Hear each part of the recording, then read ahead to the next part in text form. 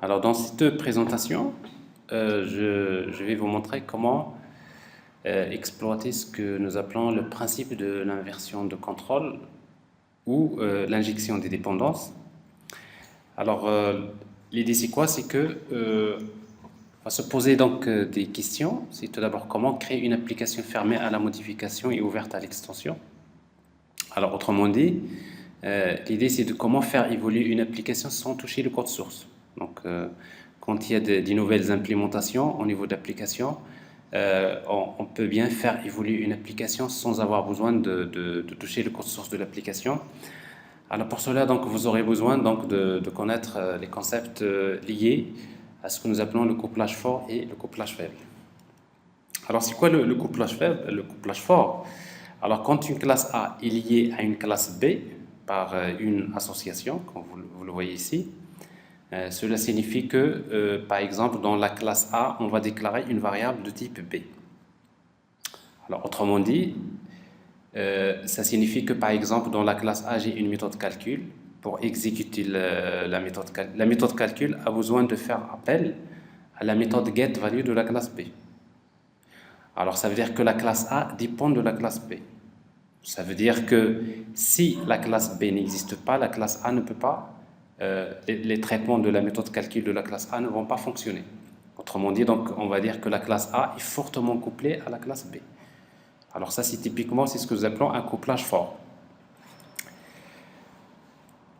Alors, quel est le problème du couplage fort, en fait? Le problème du couplage fort, c'est quand vous créez, supposons, après, vous aurez besoin de créer une nouvelle version de la classe B, soit par exemple une classe B2, qui contient toujours la méthode getValue, mais la méthode getValue de la classe B2, c'est une méthode améliorée, améliorée de la méthode getValue de la classe de l'ancienne classe B. Alors, améliorée, on peut améliorer les performances, on peut améliorer la sécurité, on peut améliorer plein de choses. Par exemple, dans la première version, la méthode getValue, il cherche la valeur à partir d'un fichier. Et dans la deuxième version, la méthode getValue cherche la donnée à partir d'une base de données. Et dans la troisième version, on va chercher la donnée à partir d'un web service. Bon, c'est des choses qui arrivent aux applications. Souvent, les applications évoluent et on a besoin de faire évoluer l'application, mais sans avoir besoin de toucher le code source. Alors maintenant, quand vous utilisez le couplage fort, le problème, c'est que une fois que vous avez une nouvelle version de la classe B que vous créez, pour l'adapter, pour qu'il puisse fonctionner avec la classe A, on est obligé de modifier le code source de la classe A. C'est-à-dire que la classe A devrait utiliser B2 à la place de B. Alors, ce qui fait que vous avez ce qu'on appelle une application pour pouvoir... Pour cela, donc, vous aurez besoin de modifier la classe A. Ça veut dire que vous avez une application qui est ouverte à la modification. Alors maintenant, c'est quoi le problème? Ça veut dire quoi? Modifier le code source. Modifier le code source, ça veut dire tout d'abord, il faut disposer des codes sources parce qu'il y a des situations, il y a des cas où on veut bien faire évoluer une application, on voudrait corriger des bugs sans avoir besoin du code source. Il faut recompiler, redéployer, distribuer l'application au client. Alors tout ceci, le fait qu'une application soit ouverte à la modification, ça va engendrer un cauchemar au niveau de la maintenance. Alors vous pouvez vous-même imaginer une application qui contient des milliers de lignes de code et à chaque fois on vous demande de chercher dans le code source peut-être que vous n'avez même pas développé, et même si vous l'avez développé, vous-même parfois vous oubliez pratiquement la structure de votre application. Vous cherchez dans des milliers de lignes de code pour localiser une partie de l'application à modifier pour l'adapter à une nouvelle utilisation. Alors tout ceci généralement pose des problèmes de maintenance. Mais il faut noter une chose, c'est que par expérience, c'est qu'une application ouverte à la modification, c'est-à-dire une application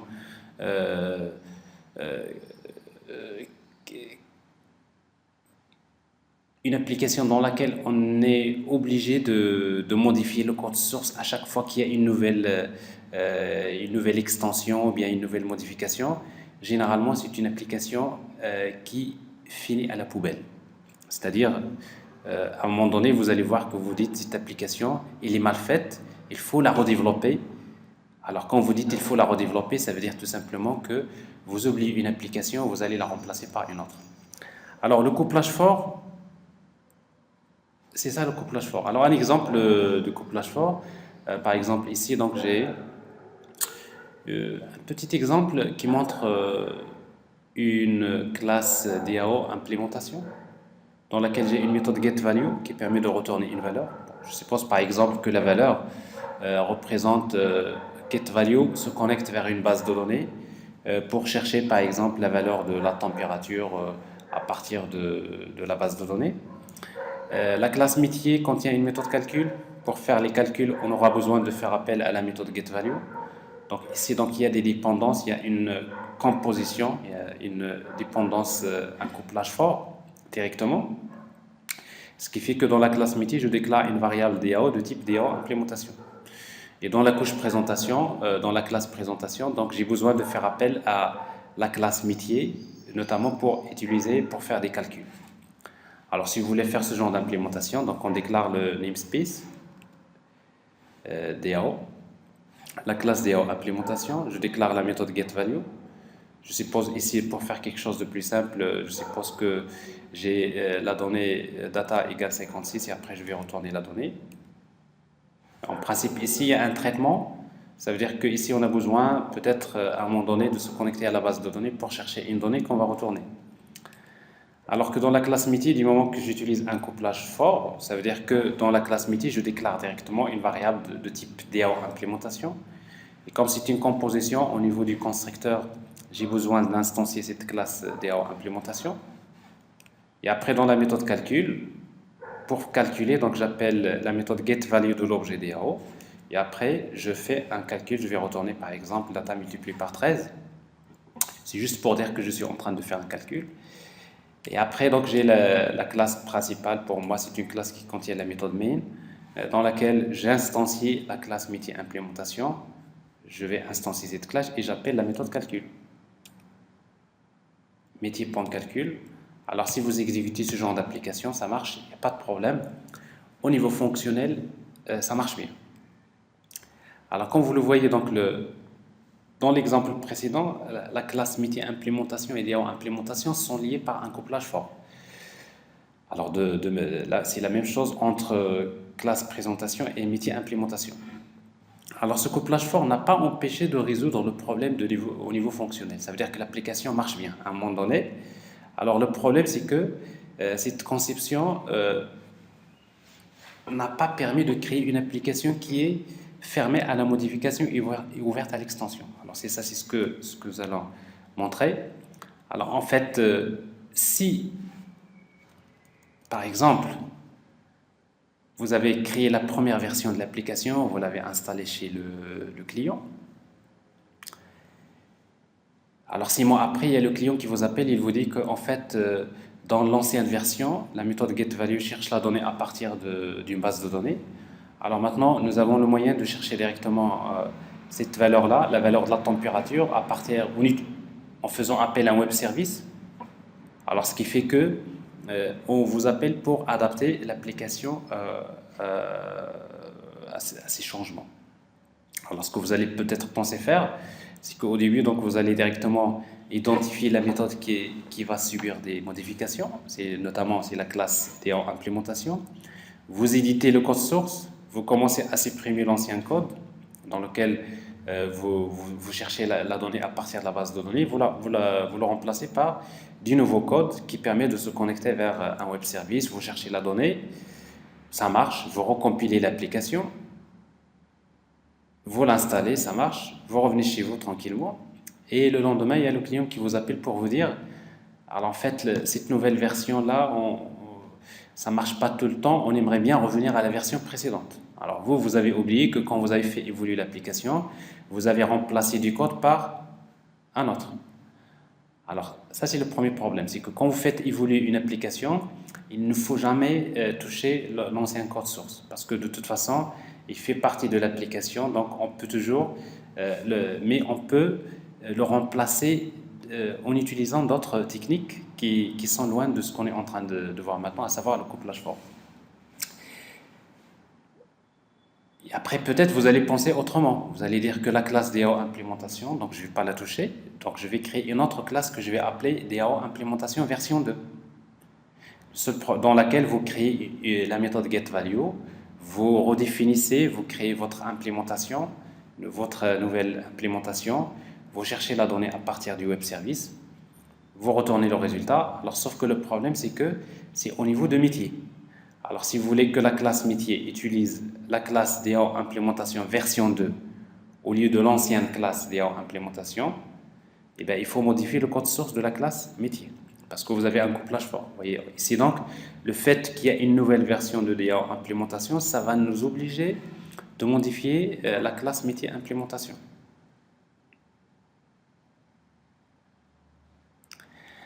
Alors, tout ça, c'est le problème du couplage fort. Donc, ce qui fait que, à chaque fois que je voudrais basculer d'une version vers une autre, je suis obligé de modifier le code source. Alors, on va dire que l'application est ouverte à la modification. Alors, maintenant, la question qu'on va se poser, est-ce qu'il y a un moyen qui va nous permettre, de faire évoluer l'application sans toucher le code source? Alors, justement, c'est ce que nous allons voir ici. Donc, vous voyez donc le fait qu'à chaque fois qu'il y a une nouvelle version de DAO implémentation, ça va m'obliger de faire des modifications au niveau de la classe métier implémentation.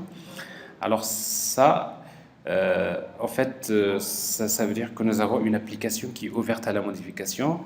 Dans ce cas-là, nous avons violé le principe qui dit qu'une application doit être fermée à la modification et ouverte à l'extension. Alors justement, comment le faire? C'est le couplage faible.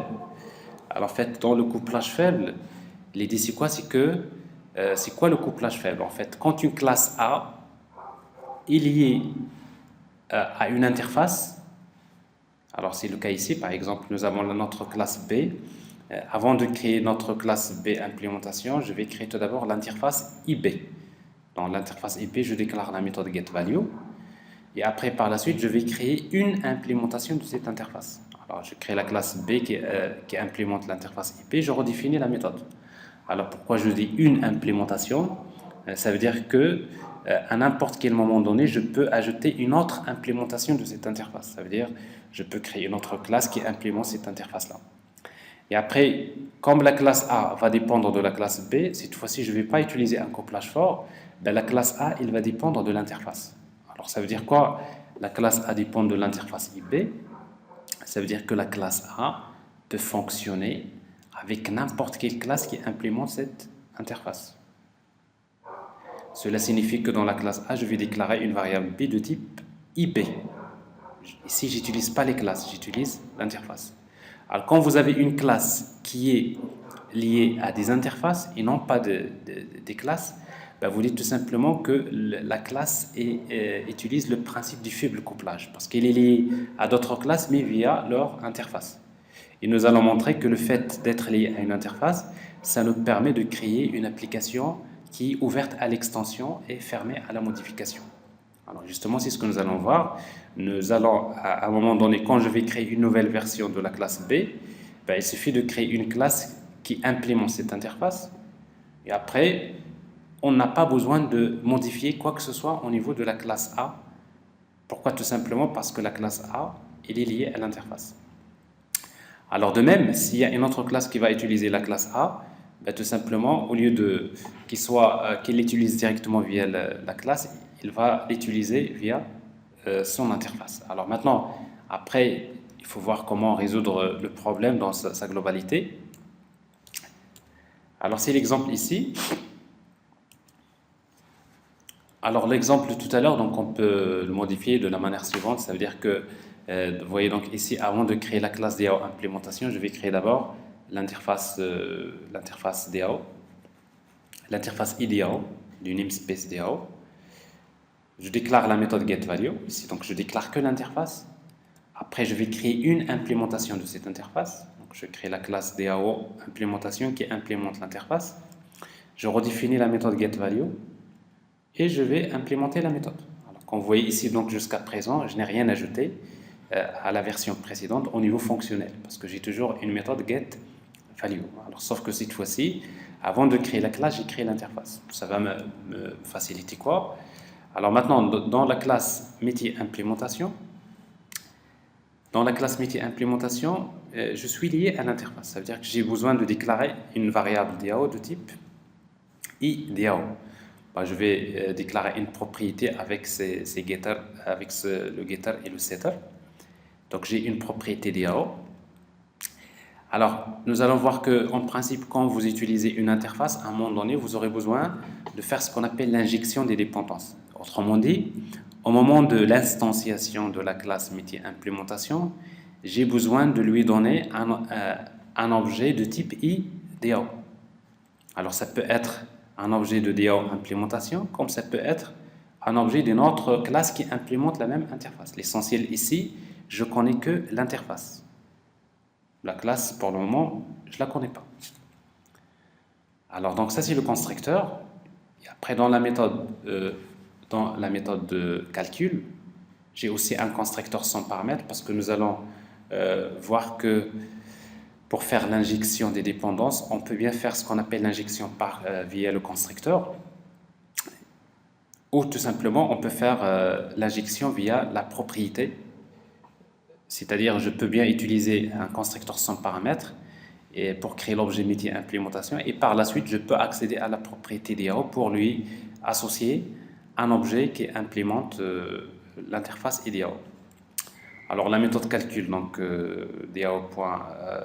Il appelle la méthode getValue de DAO. Comme vous pouvez le constater, DAO c'est toujours, pour moi, c'est une interface. Donc, ça veut dire qu'au moment de la création de la classe métier, je ne suis pas obligé de connaître quelle est la classe que je vais utiliser. Est-ce que je vais utiliser la version 1 ou la version 2? Ça, c'est pas le plus important pour le moment. Alors, la méthode getValue, donc il va retourner la valeur multipliée par 90. Donc, c'est juste pour dire que je fais des calculs. Alors, la même chose, en principe, avant de créer la classe métier, je devrais créer d'abord l'interface et métier. Alors, pour moi, tout ce que je sais, c'est que dans l'interface et métier, donc j'ai besoin d'une méthode calcul. Alors, avec ce genre de conception, je peux dire que, en fait, la couche DAO, elle est fermée à la modification. Alors, pourquoi? Parce qu'il ne dépend pas de d'autres classes.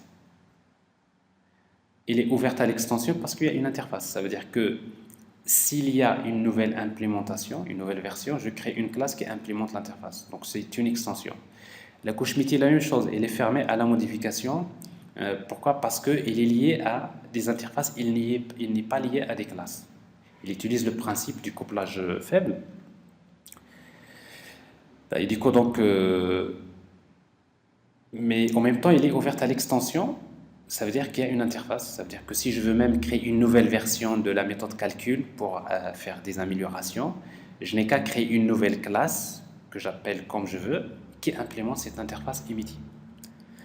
Mais par contre, maintenant, dans la couche présentation, à un moment donné, j'ai besoin de spécifier quelles sont les classes que je vais utiliser. Est-ce que je vais utiliser DAO implémentation 1 ou version 1 ou version 2?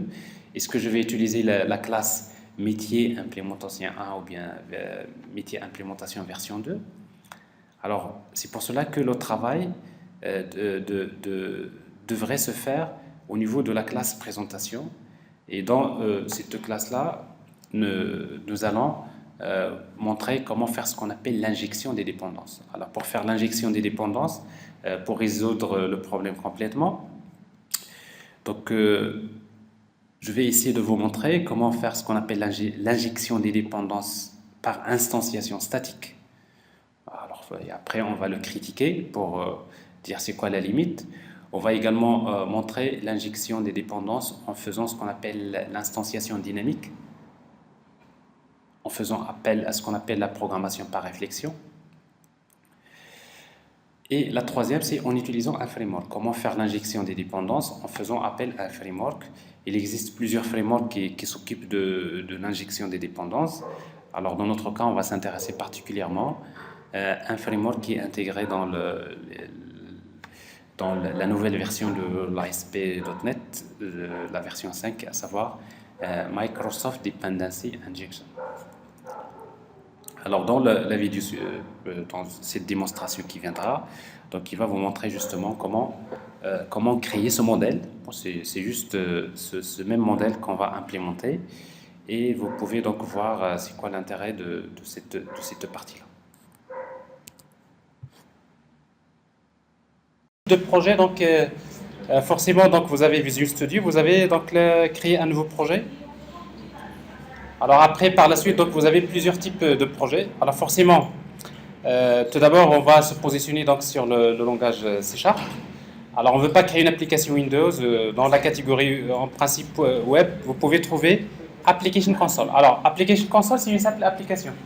Donc c'est-à-dire c'est une application dans laquelle vous avez une classe qui contient la méthode main et après que vous pouvez exécuter. Dans un premier temps, on veut juste créer une simple application qu'on vient de voir. Mais après, par la suite, on va plutôt travailler avec des applications web. Alors maintenant, juste il faut noter que quand vous créez une application, vous avez le nom de... parce qu'en fait, dans Visual Studio, donc, on crée ce qu'on appelle une solution. Et dans la solution, on peut créer plusieurs projets. Alors, quand vous créez un premier projet, forcément, donc ça représente le nom de la solution, c'est ce qui va englober tous les projets. Alors, le projet, on va l'appeler par exemple inversion de contrôle, IOC. Donc, ça, c'est le nom du projet.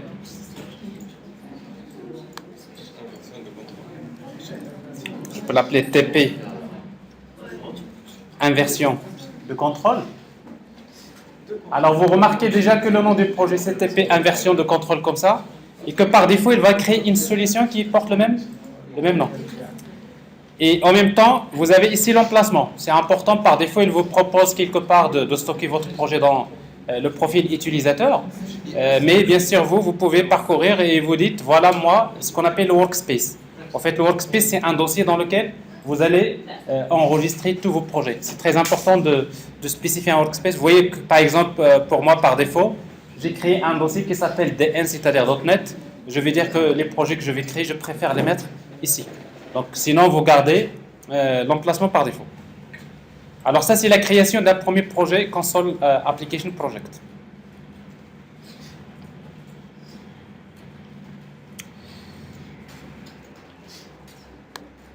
Alors, comme vous pouvez le remarquer, donc, un projet Console Application Project, donc, c'est un projet qui contient une seule classe. La classe s'appelle Programme. Donc, vous voyez donc la méthode main. Et après, donc, si vous voulez programmer directement, donc vous pouvez accéder à cette classe. Alors nous, ce qu'on veut faire, on veut justement implémenter cet exemple que je viens de vous montrer. Je veux utiliser donc une application qui utilise la notion de couplage faible. C'est-à-dire, je vais vous montrer comment créer d'abord une interface, créer une implémentation de cette interface. D'ailleurs, implémentation, on va créer une classe métier, elle-même qui implémente une interface métier. Et si nous avons le couplage faible, c'est-à-dire on est lié à l'interface, et après on va créer donc une couche présentation dans laquelle on fait l'injection des dépendances en utilisant l'instanciation statique et l'instanciation dynamique. Et par la suite utiliser le framework Microsoft Dependency Injection. Alors, si vous voulez structurer votre projet, alors vous voyez donc vous avez une solution. La solution, c'est là on va trouver les projets. Dans la solution, nous avons un premier projet qui s'appelle TP EOC. Et dans notre projet, on va créer des dossiers. Donc pour séparer les namespaces, par exemple ici, je vais créer new, ajouter un dossier. Dans TP EOC, donc je vais créer un dossier que je vais appeler partie où ajouter un dossier. Le dossier, je vais l'appeler DAO. Je vais créer également un dossier métier. Ajouter un dossier qui s'appelle métier. Ok? Bon, pour moi, c'est juste une manière de séparer, de dire qu'en fait, tout ce qui concerne la couche DAO, je vais le mettre dans la partie DAO. Et tout ce qui concerne le métier, donc je vais le mettre dans la couche métier. Et après, maintenant, dans la couche web, on va créer les contrôleurs, les vues. Donc ça, on va voir par la suite quand on va créer une application web. Alors maintenant, dans le DAO, donc je vais créer une interface. Voilà, c'est toujours plus simple de cliquer avec le bouton droit sur le dossier et après ajouter. Alors après, donc, vous utilisez donc new element. D'une manière générale, ajouter un élément. Et quand vous ajoutez un élément, vous avez le choix de créer plein de choses. Alors ce qui nous intéresse pour le moment, c'est de créer une interface. Alors l'interface, on va lui donner un nom. Non, c'est tout en bas. On va l'appeler IDAO. Alors par défaut, il ajoute .cs. Si vous ne le faites pas, donc c'est une classe C#. Et toutes les classes C# se terminent par l'extension .cs. Donc ajouter. Alors donc vous venez de créer une interface IDAO appartenant à quel namespace? Bon, par défaut, il vous choisit un namespace, le nom du projet, le dossier. Alors après, vous pouvez changer, vous pouvez mettre ce que vous voulez dans le namespace, mais en tout cas, on va le garder comme ça.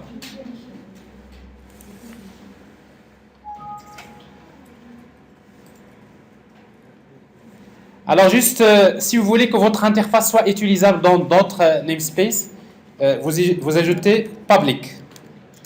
Généralement, les interfaces, prenez l'habitude de les déclarer publiques. Alors que dans notre cas, on sait que dans la couche DAO, on a besoin de chercher, de déclarer les méthodes. Alors, ce n'est pas la peine de chercher le mot public dans les interfaces parce qu'on sait très bien que toutes les méthodes dans une interface elles sont publiques, donc on ne met pas public. Je vais juste mettre table. La méthode s'appelle getValue. Point virgule. Ça veut dire que je déclare que l'interface IDAO contient une méthode qui s'appelle getValue. Alors maintenant, effectivement, il y a une différence dans ce qu'on appelle les conventions. Alors dans Java, on préfère que toutes les méthodes commencent par des minuscules. Et quand il y a un séparateur, on a une majuscule. Alors dans .NET, il dit que les méthodes commencent par des majuscules. Donc c'est-à-dire, c'est juste, en principe, vous pouvez faire ce que vous voulez, mais dans .NET, les méthodes commencent par des majuscules. Alors ça, c'est une convention. Et d'ailleurs, c'est très important parce qu'après, on va dire, il faut, plus vous respectez la convention, moins vous aurez à configurer. Parce que vous allez voir par la suite, si vous ne respectez pas la convention, parfois vous serez obligé de faire plus de configuration pour adapter l'application. Mais en tout cas, ça c'est, on va dire, c'est un choix. Il n'y a rien qui va vous empêcher de mettre, par exemple, getValue. C'est les oui. Alors c'est pareil, donc vous avez Double dans le langage Java, les primitives, Double c'est une primitive, c'est une variable qui contient une valeur, et Double des majuscules c'est une classe, c'est un objet. Donc c'est la même chose. Et après vous retrouvez pratiquement tous les types de données classiques que vous utilisez. Alors si vous voulez, en fait je l'ai fait exprès, je vous ai envoyé un mail qui contient quelques vidéos sur C#. Alors à chaque fois que vous avez un peu de temps, vous essayez de consulter parce que ça va vous permettre de connaître la syntaxe. En tout cas, s'il y a des petits détails, on aura l'occasion de s'arrêter là-dessus. D'accord? Alors, en tout cas, donc, vous avez ici, on va utiliser un double. Donc, nous avons créé vous venez de créer une interface. Maintenant, on va créer une classe, une implémentation de cette interface.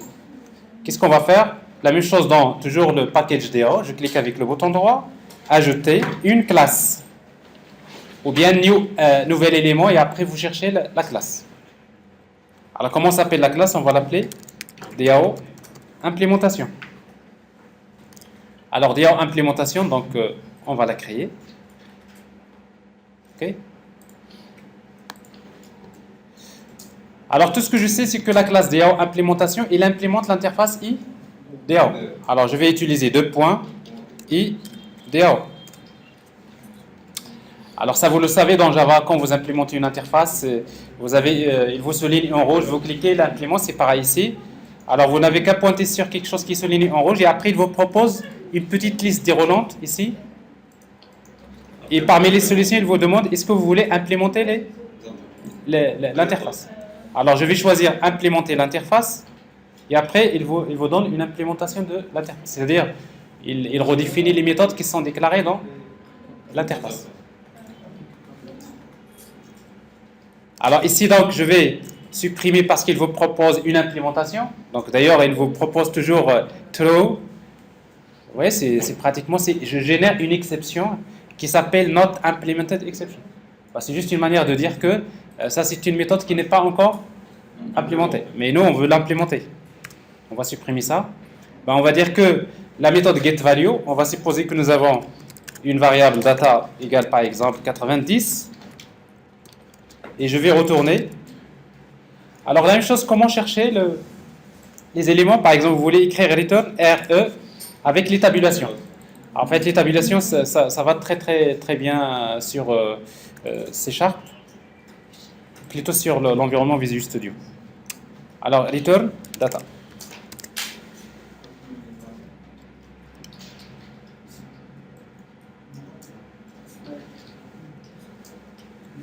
Ça va? Alors donc, alors je viens de vous montrer principalement comment créer une interface et comment créer une implémentation. Alors dans la majorité des cas de la programmation, on crée des interfaces, on crée des classes. Alors maintenant, je vais faire la même chose pour la couche métier. Donc dans la couche métier, je vais créer une interface, new interface, un élément, interface que je vais appeler IDAO. C'est pas IDAO, c'est iMétier.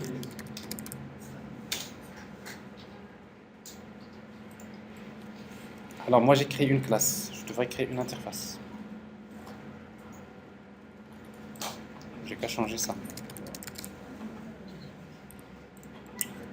Donc interface. Alors je sais que dans la couche métier j'ai besoin d'une méthode calcul qui permet de retourner un double que je vais appeler calcul.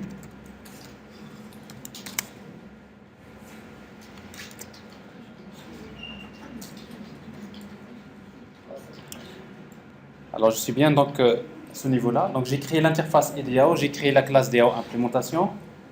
Je crée maintenant l'interface métier et je vais créer métier implémentation. Mais en même temps j'ai une dépendance. Ici donc je vais utiliser un couplage faible, c'est-à-dire je vais dépendre de l'interface IDAO. Alors je vais créer la classe métier implémentation, new, ajouter une classe, nouveau élément, la classe que je vais appeler métier implementation.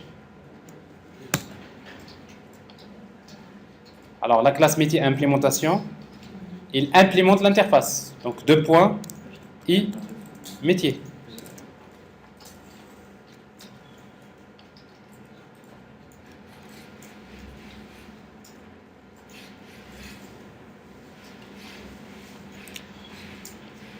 Alors c'est la même chose, donc quand j'implémente une interface, je redéfinis les méthodes. J'ai un petit coup de main, donc implémenter l'interface. Je l'implémente. Mais ici, il y a les dépendances. Je sais que la classe métier, il a besoin d'utiliser la couche DAO. Donc je vais déclarer une propriété. En fait, une propriété public. La propriété, elle est de quel type? IDAO. Alors bien sûr, quand vous écrivez IDAO tout court, il ne va pas la reconnaître. Pourquoi? Parce que IDAO se trouve dans un autre namespace. Alors si vous cliquez là-dessus, donc il va vous demander using. Donc vous allez importer. Donc ici, donc j'ai utilisé, donc j'importe le namespace où se trouve l'interface et DAO. Donc j'ai la propriété s'appelle DAO. Et vous ouvrez les accolades et vous ajoutez get 2.set. Alors en fait ici donc c'est une manière de créer une propriété. C'est une variable qui possède un get et un set. Alors on peut bien écrire ça autrement, créer carrément une méthode get, une méthode set. Alors tout ça on peut le faire, mais d'une manière générale, dans la programmation C# c'est ce qu'on fait. C'est plus simple. On ne définit pas get ou set. Comment? Alors par exemple si vous dites get, c'est-à-dire c'est une propriété qui ne peut être qu'en lecture seule. Donc je ne mets pas le set. C'est la définition de get. Oui. Alors get, c'est une méthode qui permet de retourner la valeur de la variable. Et set, c'est une méthode qui permet de modifier. Alors logiquement, quand il est public, ça veut dire que vous pouvez y accéder directement. Mais quand vous utilisez getSet comme ça veut dire que même si vous écrivez l'objet .attribut, en réalité, vous passez toujours par le get et le set. Alors maintenant, ça c'est ce qu'on fait, c'est la syntaxe la plus utilisée, mais on peut toujours créer une méthode get dans laquelle on fait un test, par exemple, s'il faut faire des tests. Bon, ça s'appelle une propriété. Propriété, c'est un attribut qui possède le get et le set. Alors, on va créer un constructeur. Alors, en fait, si vous voulez créer un constructeur d'une classe, en fait, il y a vous écrivez Ctor comme ça. Ctor. Ctor. C'est l'abréviation. Et après, tabulation. Ctor. Ctor, c'est constructor. Ctor. C'est juste une abréviation qui est associée au constructeur, parce que vous aurez besoin souvent d'écrire des constructeurs, vous utilisez Ctor, et après, tabulation, vous avez un constructeur sans paramètres. Alors nous, on a besoin de constructeurs avec paramètres, on va déclarer un objet de type DAO, dans lequel vous mettez 10.DAO égale DAO. Donc ça, c'est un constructeur avec paramètres. Je suppose que quand je vais créer un objet métier implémentation, j'ai besoin d'injecter un objet de type DAO.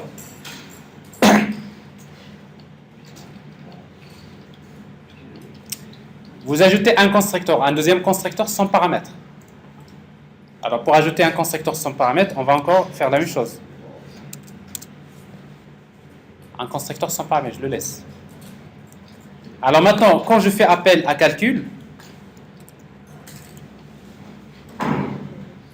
on a besoin d'appeler la couche DAO, double data, c'est l'objet DAO.getValue.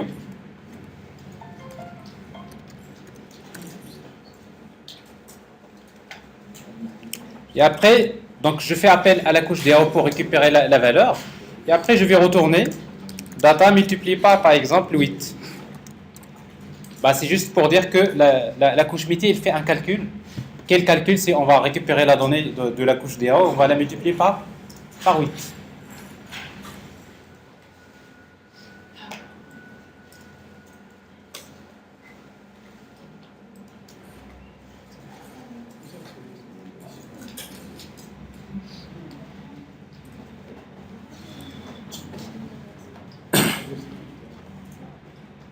C'est bon? Parfait. Alors, donc, on vient de créer une classe, oui. Alors, je vais mettre là une paix. Donc, on veut dans l'application, donc programme.cs. Alors, donc, on va revenir à l'application, programme.cs. Alors, on voudrait donc instancier les classes. Alors, c'est dans un premier temps, on va faire l'injection par instantiation statique, en utilisant new. On veut créer des objets. Alors pour cela, donc, je vais déclarer l'objet DAO implémentation. Bon, la même chose, donc vous comprenez qu'on aura besoin d'importer les namespaces. Alors soit que vous le faites directement, vous utilisez using DAO. Plutôt donc le projet CTP DAO machin. Point DAO. Alors, vous pouvez toujours faire ça, ou tout simplement, vous faites comme tout à l'heure. Alors, en tout cas, donc, je crée un objet DAO égale new. Alors, la même chose, quand vous mettez new, vous faites tabulation. Généralement, par défaut, il vous propose le même nom que la classe. Je crée un objet DAO, implémentation.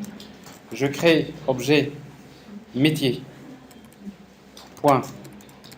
Métier implémentation.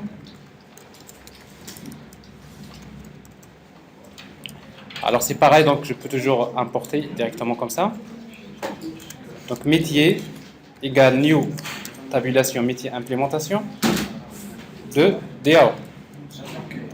Alors c'est donc je suis en train de faire l'injection via constructeur. Je veux juste afficher un résultat avec console. WriteLine résultat égale c'est métier point calcul.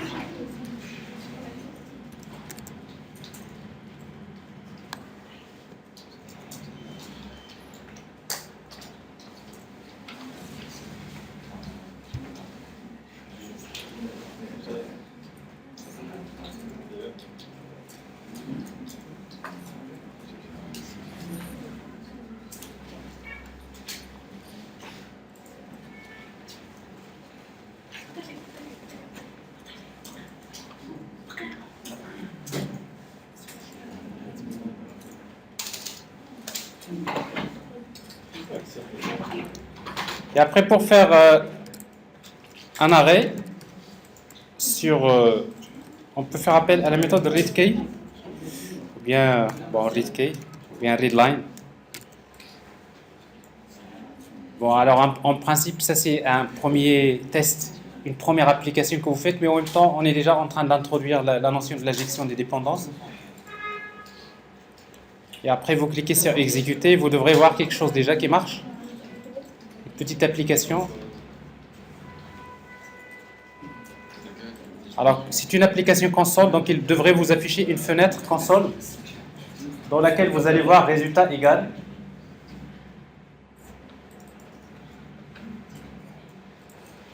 Alors, on a quelque chose comme ça. Alors, pour arrêter l'application, j'appuie sur une touche et après j'arrête. Alors, vous avez le premier exemple.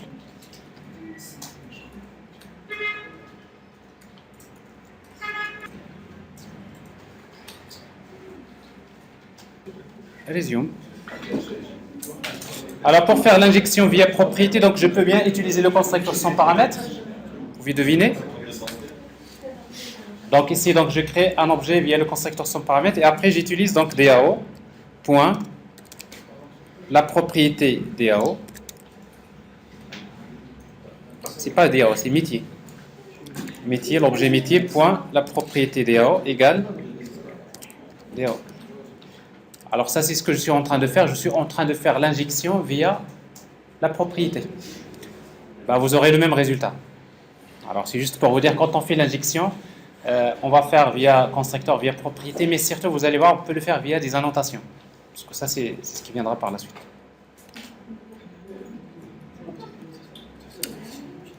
Alors, avec cette technique, donc, nous avons une couche DAO qui est fermée à la modification ouverte à l'extension. La couche métier est la même chose, mais la couche présentation, on a encore des new. Ça veut dire que s'il y a une nouvelle version de DAO implémentation, on va chercher, il faut modifier le code source. Alors c'est pour cela donc on pourra utiliser donc la solution par instanciation dynamique. Alors si vous voulez faire par instanciation dynamique,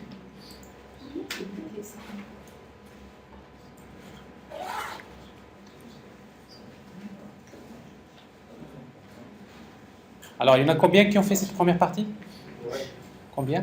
1, 2, 3, 4, 5, 6.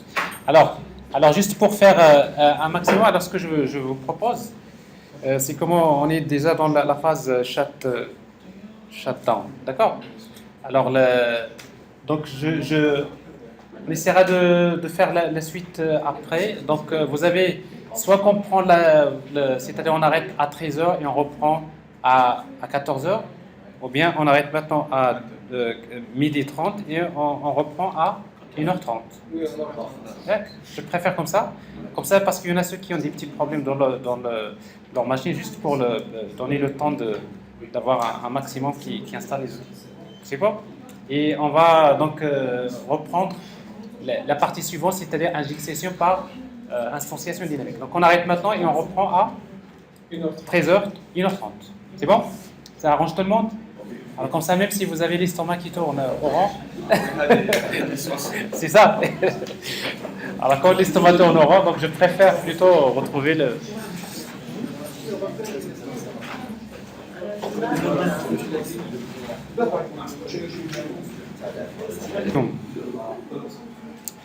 Donc on a vu comment créer l'application en utilisant donc l'injection des dépendances d'une manière statique. Alors on voudrait faire ça d'une manière dynamique, ça veut dire qu'on aura besoin de créer un fichier de configuration, un fichier texte de configuration. Donc c'est ce qu'on va faire, c'est-à-dire dans l'application, donc on va vers notre projet TP et OC, et après on va créer un fichier new, ajouter un élément, et dans la liste des éléments, donc vous cherchez fichier texte. Alors vous voyez, il y a un moyen de chercher facilement, donc si vous écrivez là fichier, ben, il va vous afficher en quelque sorte, il y a plein de types de fichiers. Et particulièrement, donc je vais utiliser fichier texte, un fichier texte. Comment?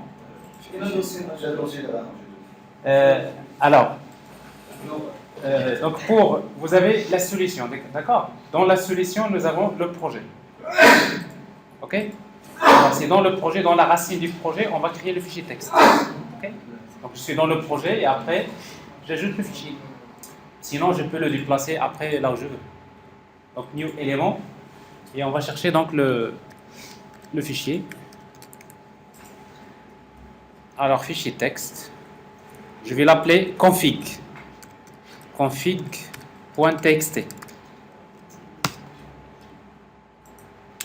Moi, je voudrais que ce fichier-là soit mon fichier de configuration, dans lequel je vais spécifier les noms des classes que je vais utiliser. Donc, je vais écrire le package. Alors maintenant, il faut voir nos classes. Alors, je sais que la classe DAO, il appartient à quel package? C'est tpeoc.dao. Donc, je vois dans mon fichier texte tpeoc.dao implémentation.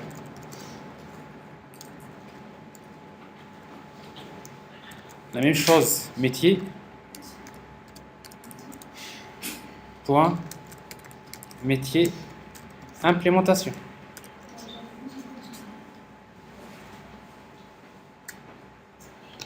Alors généralement, ce genre de fichiers de configuration, c'est des fichiers qui sont écrits à des formats structurés. C'est pas forcément du texte, mais souvent c'est des fichiers JSON, c'est des fichiers XML. Mais dans notre cas, bon, ça, on est juste en train de découvrir comment les frameworks sont créés. Mais a priori, donc on n'aura pas besoin généralement de créer ce fichier-là. Parce qu'en fait, c'est le framework qui va s'en charger. Alors donc je fais ça, donc je crée le fichier texte. Et après, par la suite, donc, je reviens à l'application. Alors, dans mon application, donc, on a déjà fait la première partie. On va mettre ça en commentaire. Alors, en fait, si vous voulez bien sûr,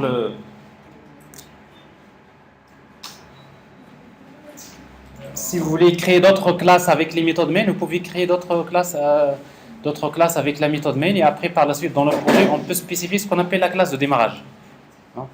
Mais ici on va mettre un commentaire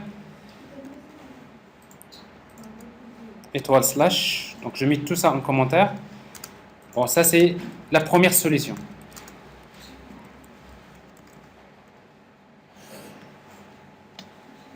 Alors la deuxième solution, c'est que je connais le nom du fichier.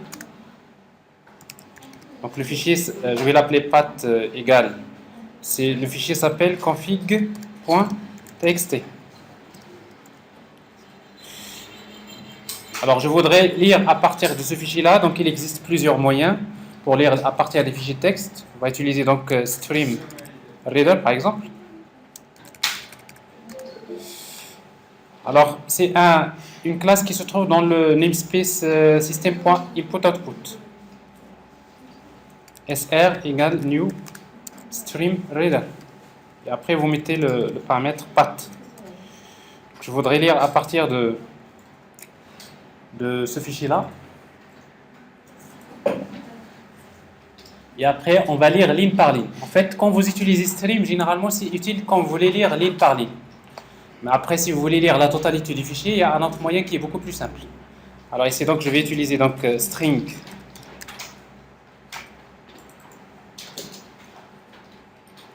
Donc DAO class name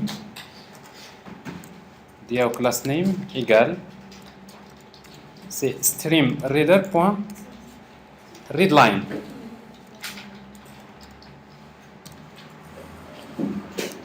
Quand vous avez déjà fait la programmation Java, donc l'équivalent de streamReader c'est buffer.reader. D'accord, c'est presque le buffer.reader.readLine. Alors donc readLine. Je fais la même chose pour lire string métier class name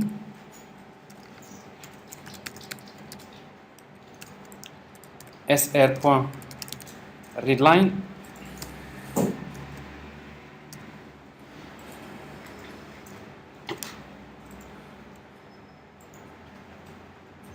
Alors vous avez besoin tout d'abord de vérifier est-ce que vous arrivez à lire à partir de ces fichiers texte. Vous pouvez facilement faire console.writeLine, tout à fait.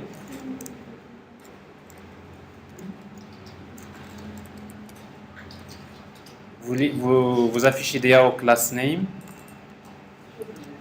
et vous affichez console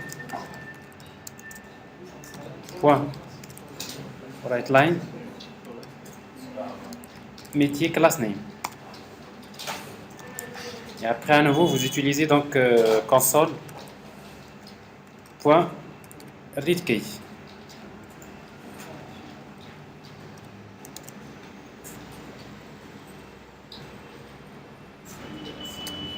Alors en principe, si vous exécutez votre code, vous devrez voir dans la console les deux lignes, savoir donc le nom de la classe DAO et le nom de la classe. C'est-à-dire j'arrive à lire déjà les noms des classes que je vais utiliser dans l'application. On essaie de faire. Alors si vous voulez lire le contenu du fichier texte d'une autre manière, vous pouvez directement utiliser. Vous déclarez un tableau de string. Vous allez play data égale, vous utilisez directement la classe file. Alors la classe file directement point read all lines. Comme son nom l'indique, ça permet de lire toutes les lignes. Alors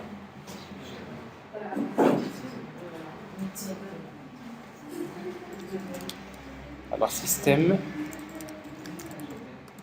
.io.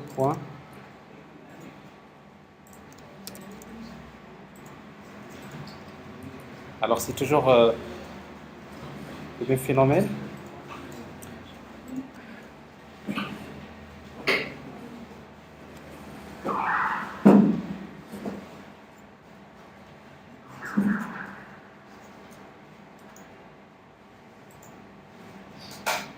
C'est normal. Donc read online de quoi? Qu'est-ce qu'on va lire comme fichier? Path.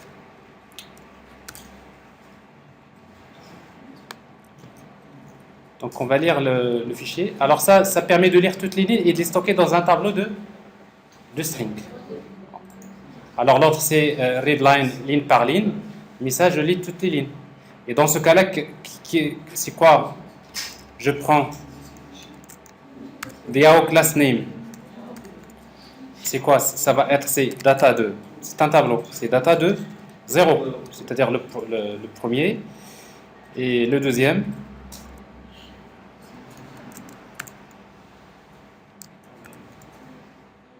C'est data de 1.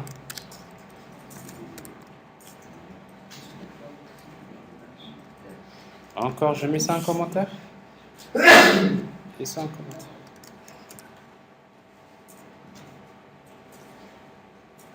Mais en réalité, donc en principe, il y a d'autres moyens pour faire ça mieux. En principe, il y a XML et il y a les données en format JSON, donc ça, on aura l'occasion d'en parler. Alors si j'exécute, donc je vais avoir le même résultat.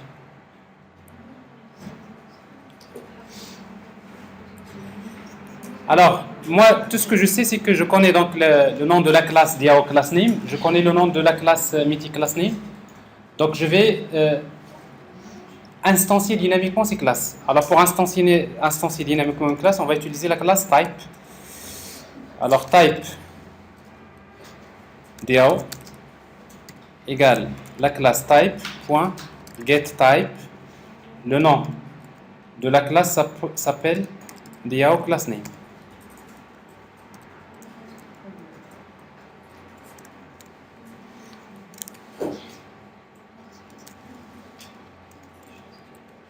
Donc ici, donc, je connais le nom de la classe. Maintenant, je vais chercher le code de la classe, je vais la charger en mémoire et il va me donner un objet de type type.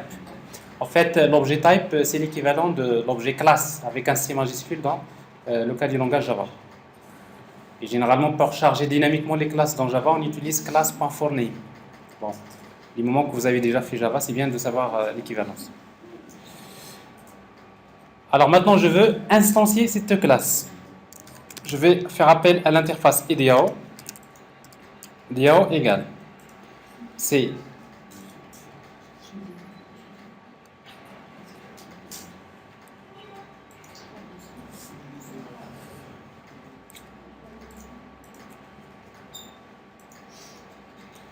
c'est activator.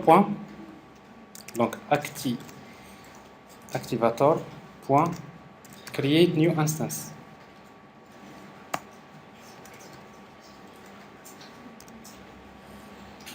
Alors ça permet de créer une instance et après on aura besoin de faire un sous-casting, un cast vers l'interface I et DAO.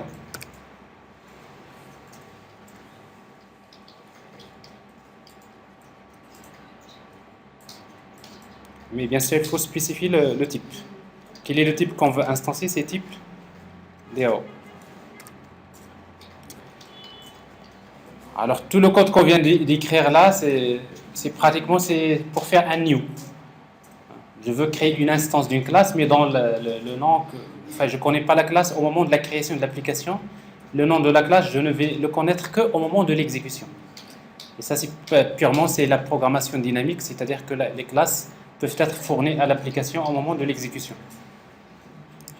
Alors donc je viens de créer donc, le nom de la classe. Je vais faire la même chose pour créer une instance de la classe métier.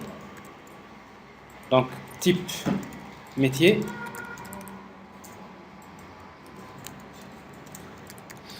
Métier class name.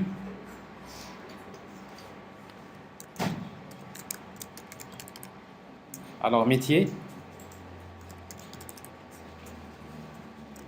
I métier. Alors le type que je vais instancier, c'est métier, type métier. Mais en même temps, je lui transmets comme paramètre l'objet DAO.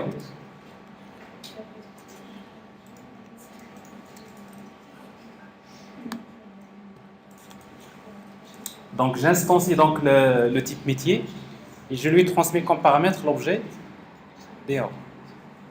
Alors ici, donc, je suis en train de faire l'injection par constructeur. Donc forcément, il va faire ça. Donc c'est new.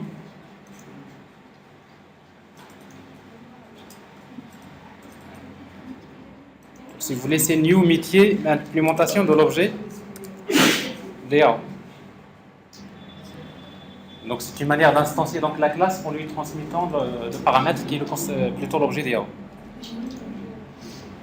Alors pratiquement, donc, vous avez instancié dynamiquement la classe DAO, vous l'avez fait pour le métier. Alors on aura besoin d'afficher maintenant le résultat. Alors console, point, writeLine, résultat, égal. Alors le résultat c'est métier.calcul.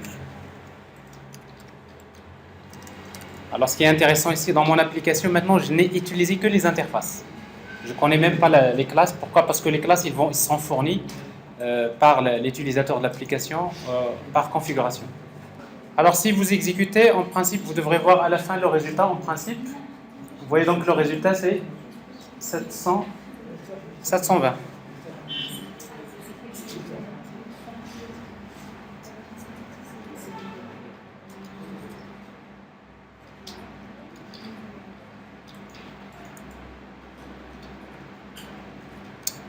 Ça va, ça marche chez vous?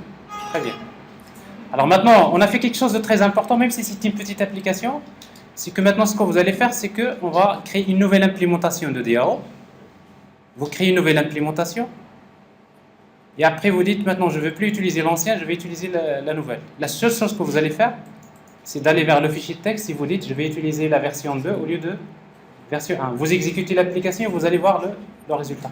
Alors c'est ce qu'on va faire, juste pour montrer que c'est ça un exemple d'application qui est fermée à la modification et ouverte à l'extension. Oui.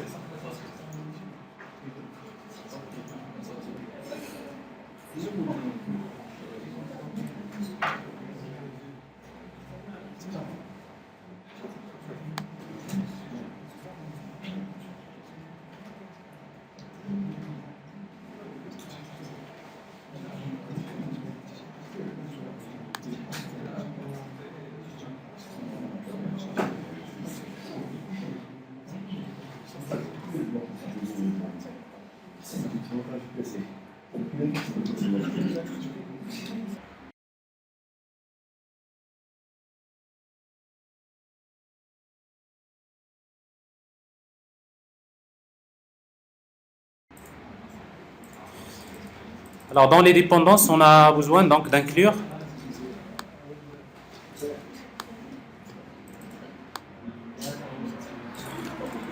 Alors si vous enregistrez, dès que vous enregistrez, vous allez remarquer dans la sortie qu'il va se connecter à une adresse précise, donc il va essayer de télécharger cette dépendance. Voilà. Donc voilà, donc, comme je disais, donc, pour utiliser le framework Microsoft Dependency Injection, donc vous aurez besoin donc, de déclarer la dépendance dans le fichier project.json. Alors en principe, si vous enregistrez, alors automatiquement il devrait se connecter pour chercher cette dépendance. En principe, c'est une DLL qu'il devrait télécharger et il peut l'intégrer à votre projet. Alors si par exemple dans mon cas, parce que ça est déjà fait, il ne va pas se connecter à chaque fois, c'est-à-dire si vous êtes déjà connecté une fois et qu'il a téléchargé la DLL, les prochaines fois il va les retrouver dans votre machine. Alors d'ailleurs si je vois dans les références ici, ben, je vois qu'il est intégré, donc comme dépendance, elle est là. Alors, et juste pour, si vous voulez, terminer cette partie-là, j'ai l'application, le programme.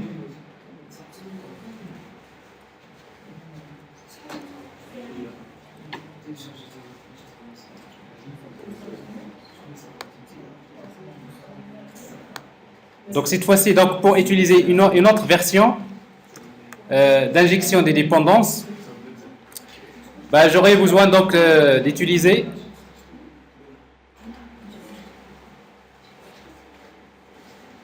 le principe suivant. Donc je l'ai déjà expliqué. Bon, j'aurai besoin de créer tout d'abord un objet qui s'appelle Service Connection. Ensuite, je vais utiliser la méthode addSingleton à chaque fois que je vais déclarer au conteneur comme quoi je vais utiliser un singleton. Je spécifie le nom de l'interface et l'implémentation par défaut qui va être utilisée. Je fais la même chose pour métier, donc l'interface, métier implémentation. Et forcément, donc, il va faire appel quand il voit qu'il y a un constructeur qui reçoit un objet de type IDAO. Donc, il va utiliser donc le constructeur. Et après, donc, je vais, pour récupérer donc une instance, on va passer par l'interface isServiceProvider. Donc, service.buildServiceProvider. Et à chaque fois que je veux une instance d'une classe, donc je connais que l'interface et métier. Je vais utiliser donc provider.getService et je spécifie l'interface de l'objet. Et après, il va me retourner donc l'objet qui implémente cette interface. Et par la suite, donc, j'appelle la méthode calcul.